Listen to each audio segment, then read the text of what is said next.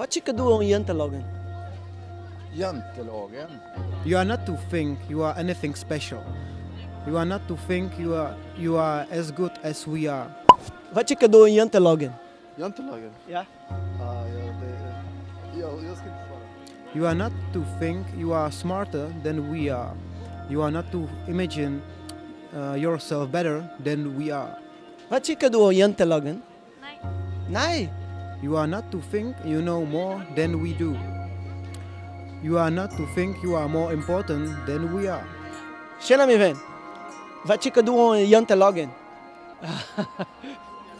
You are not to think you are good at anything. You are not to laugh at us. Vad tycker du om jantelagen? I don't speak your language. Do you speak English? You are not to think anyone cares about you. And you are not to think you can teach us anything. Vad tycker du om jantelagen? Ingenting. Kan jag prova en där? Den suger. Varför? För att det hämmar ju individen att tro på sig själv och sina potential. Det var en svår fråga för jag har aldrig reflekterat över den. Jag har aldrig reflekterat. If everybody is the same, then it's gonna be boring, you know. I think like Jantelagen is good in the sense of keeping people on the same level playing, but I think Jantelagen in some way is bad because it keep people in that same level. Block an individual from standing out, from being different and from being special. Jantelagen, ja. Den värsta tycker jag är nummer 9. Du ska inte tro att någon bryr sig om dig. Det är klart alltid någon bryr sig om dig. Du ska inte tro att du duger till något. It's a nasty one. Why? How you feel with this? Why do you think it's nasty? Because you just crush the other one. You should lift the other one. Du ska inte tro att någon bryr sig om dig, tror jag. Varför? Jo, men det tycker jag att man ska tro. Eller lite...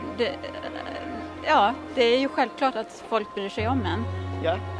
Men, så jag håller inte på jantelagen. Vissa saker kanske man är lite försiktigare för man har ju någon spärr sitter ju bak i huvudet som man tänker på. Oj, så ska vi nog inte göra nu. Ja, de kände att de inte kunde visa sig och visa vad de är bra på därför att de var rädda att de skulle bli missförstådda och de skulle dras ner. If you make a draw of what jantelagen represents. We're not created to be a homogenous group of people. So we're created to be uniquely different. You know, that's why we have different culture, different race, different ethnicity. Is the combination of it, when you embrace it, can be very beautiful. But when you suppress it, it can be very dangerous.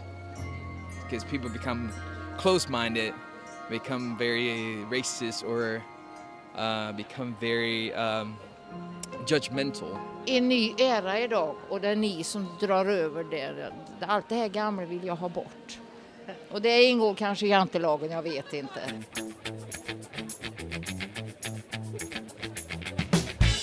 We are creating a new law together.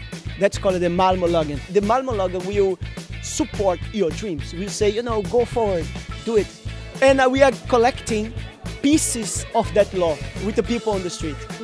What would you add in the law to Malmö lagen? To be happy for others, like everything they do, try to learn from it, try to evolve it, try to make it better for you. To be unique. It's okay to be unique. If you feel special, I think you should step out of the group and be yourself. Tro på sig själv. Alla de här säger att du är inte lika god som vi, du ska inte tro att du är något, du är inte klokare än vi. Det är klart man ska tro att man är klokare än andra. Det är bara man har en ödmjuk inställning, men man måste ju tro på sig själv. Det är väldigt viktigt. But the persons who really make the difference, they don't care about how life should go, but they're out of the frame. Ni har ett mycket öppnare sinne. Vi älskar ju Zlatan i Malmö, och han skulle ju inte säga något av det här. Han skulle ju säga jag är något. Jag är klokare än vad ni är. Jag är bättre än vad ni är. Så att, ja. Tack så mycket. Gör du med glimten i ögat. Nice to see you, man. I see that you do it naturally because I see your energy, positive vibe. Thank you. Nice to see you. He's Brazilian. Yeah.